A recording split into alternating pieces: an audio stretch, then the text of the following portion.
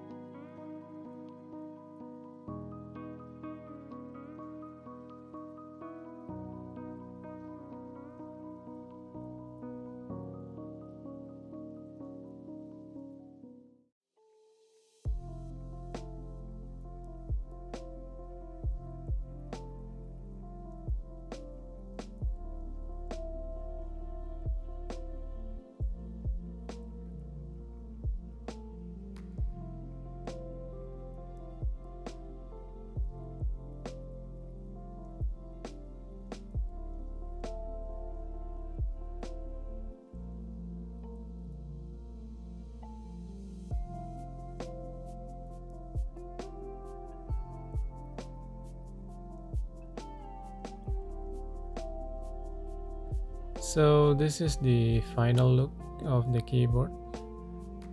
Everything seems to be normal and I'm quite happy with the current result. There are several RGB modes, but I like this Night Rider kind of thing. It's pretty cool. I'm glad that the LEDs are only at the bottom, making it more compact, simple, and modest.